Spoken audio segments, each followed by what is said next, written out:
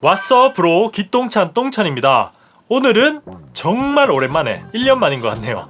극한의 가성비 관련 컨텐츠를 촬영하게 되었는데요. 극한의 가성비 태블릿으로 선정됐던 아마존의 파이어 HD 10을 가져왔습니다. 2년 만에 새롭게 업그레이드가 된 버전이고요. 거의 출시하자마자 바로 직구를 했습니다. 출시 가격은 $149. 이전 버전이랑 동일한 가격에 출시가 되었어요. 그럼 언박싱 하면서 어떤 게 달라졌는지 자세하게 알아봅시다. 먼저 패키징은 동일합니다. 그냥 종이 박스로 아주 간편하게 심플하게 포장되어 있고요. 그리고 상단에 보면 기본적인 스펙이 달라져 있는데요. 마이크로 SD 슬롯이 1TB로, 이전에는 512GB였거든요 1TB로 업그레이드 된 것도 확인할 수 있습니다.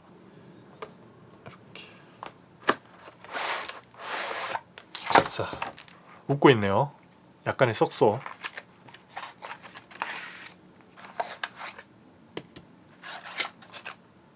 구성품은 아주 심플하죠. 보지 않는 설명서, 그리고 어댑터, USB-C 타입의 케이블이 들어있습니다. 그래도 아쉬운 점은 고속 충전을 지원하지 않는 어댑터가 들어있습니다. 15W도 아닌 9W 출력의 어댑터예요. 그리고 스펙표를 봐도 얘가 15W를 지원하는지 안 지원하는지 잘 모르겠습니다. 최대 충전 속도가 4시간 정도 걸린다고 그렇게 표기되어 있거든요. 그리고 9W만 적혀 있어요. 이전 버전 스펙표를 보면 15W가 적혀 있거든요. 그리고 10.1인치의 태블릿, 비닐로 이렇게 포장되어 있네요. 저는 블랙 색상으로 구매를 했어요.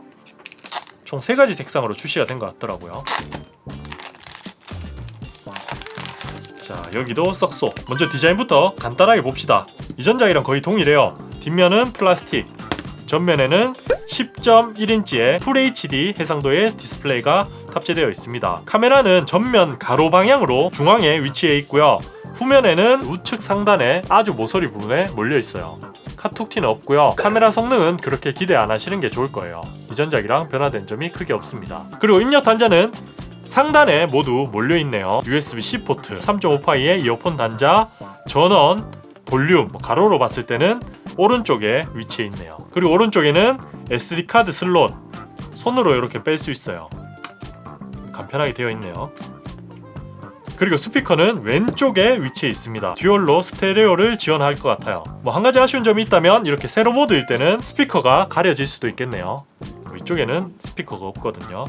그래서 주로 가로 모드를 사용하는 분들에게 특화되어 있습니다. 그럼 켜봅시다. 아마존 로고와 함께 켜지고 있고요. 기본적인 AP 성능은 2019에 들어갔던 칩셋과 동일한 칩셋이 탑재되어 있어요. 속도가 엄청 빠르다 이런 느낌은 아닐 겁니다. 세팅을 해볼게요. 역시 한글은 지원하지 않습니다. 자세한 리뷰 전에 얘는 아마존의 자체 OS를 사용하기 때문에 안드로이드에 플레이 스토어를 설치해 주셔야 됩니다. 제가 설치하는 방법을 간단하게 알려드릴게요. 이게 그렇게 어렵진 않아요. 먼저 여기 세팅에 들어가시고요. 아래쪽에 보면 보안, Apps from unknown 이런 게 있어요. 얘를 눌러서 실크 브라우저를 켜주시고요. 다운받을 링크는 제가 설명란에 첨부해 두도록 할게요. 그거 다운받으시면 되고요. 순서대로 다운받는 게 중요합니다. 설치도 바로 하지 마시고 여기서 하셔야 돼요.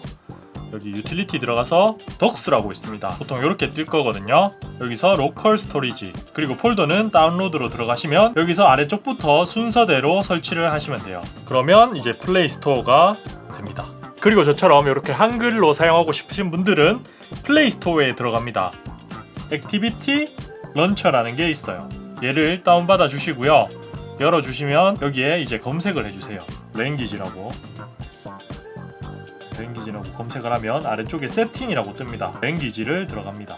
그리고 언어 추가, 그리고 하단에 쭉 내리면 여기에 한글이 있거든요. 한국어 원래 이렇게 될 거예요. 그럼 얘를 이렇게 눌러서 제일 위로 최우선으로 사용하겠다고 설정을 해주시면 됩니다. 자, 이제 세팅은 끝났고요. 이제 본격적으로 앱들을 설치해서 속도가 얼마나 빠른지, 그리고 스피커 이런 것들만 간단하게 알아보자고요. 그 전에 뭐가 바뀌었는지부터 간단하게 봅시다. 바뀐 게 조금 있어요. 조금. 먼저 외관의 두께가 살짝 얇아졌습니다. 그리고 세로로는 조금 더 짧아졌고요. 가로로 살짝 더 길어졌습니다. 그리고 가장 중요한 변화, 제가 봤을 땐 가장 큰 업그레이드예요. 무게가 465g입니다. 이전 버전은 500g이었거든요. 거의 10% 가까이 다이어트에 성공을 했어요. 실제로 이렇게 들어보면 상당히 가벼워졌는 걸 느낄 수 있습니다. 아이패드 8세대 10.2인치 모델이 490g 정도 되거든요. 걔보다 훨씬 가볍다고 보시면 돼요. 저는 주용도가 넷플릭스, 유튜브 머신이거든요. 들고 볼 때가 많습니다. 그런 걸 생각하면 무게 감량은 큰 업그레이드라고 볼 수 있어요. 그리고 디스플레이도 10% 정도 더 밝아졌습니다. 사실 실내에서 사용할 때는 이 정도 차이는 크게 와닿진 않는데요. 실외에서 사용을 많이 하시는 분들 조금 더 선명하게 보이겠죠. 그리고 블루투스 4.2에서 블루투스 5.0으로 변화가 되었습니다.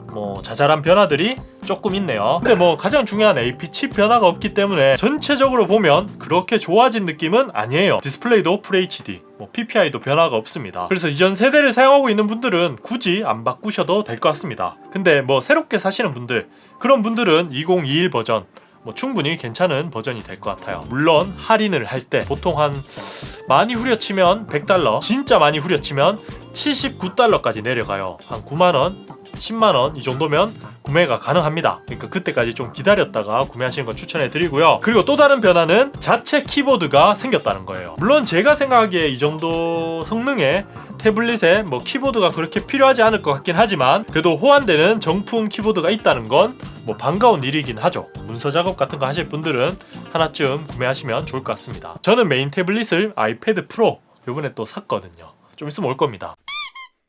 좀 큰 변화라고 볼 수 있는 램 3기가 멀티태스킹을 한번 볼 건데요. 실행 속도도 한번 보시면 좋을 것 같네요. 브롤스타즈,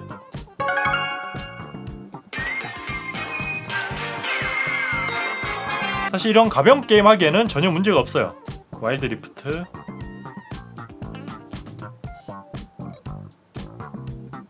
근데 이렇게 조금만 무거워져도 상당히 느린 걸 느낄 수 있을 겁니다.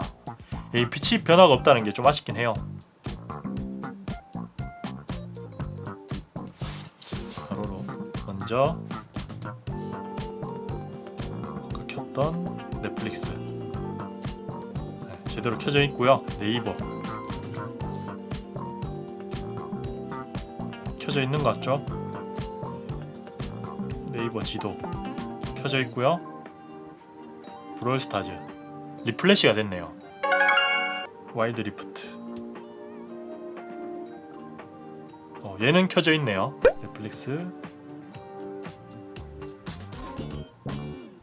이건 다시 켜지는 것 같죠?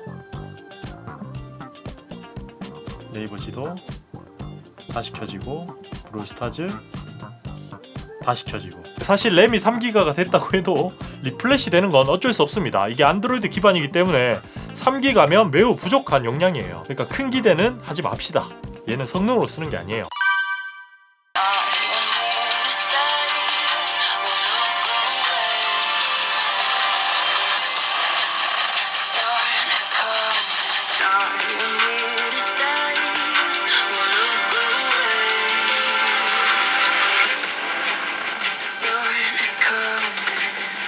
출력만 넣고 보면 이 파이어 HD도 충분히 좋은 것 같은데요. 소리가 깨지고 뭔가 구분감, 공간감 이런 모든 부분에서는 작지만 강한 갤럭시가 조금 더 좋네요. 종합해보면 분명 여전히 가성비는 좋습니다. 복잡한 작업을 하지 않고 단순히 큰 화면이 필요하신 분들, 그리고 집에 아이를 키워서 막 쓰기 좋은 태블릿을 찾는 분들에게 여전히 좋은 선택이 될 것 같고요. 그리고 결론은 이전 버전을 쓰고 있는 분들은 굳이 바꿀 필요는 없다. 그래도 새롭게 사실 분들은 무조건 2021 버전을 구매하는 게 좋다는 게 제 결론입니다. 구매를 고민하고 계시는 분들에게 도움이 되었으면 하고요. 그럼 다음 시간에 저는 더 밝은 모습으로 찾아뵙도록 할게요. 그러면 다음에 봐요. 똥바.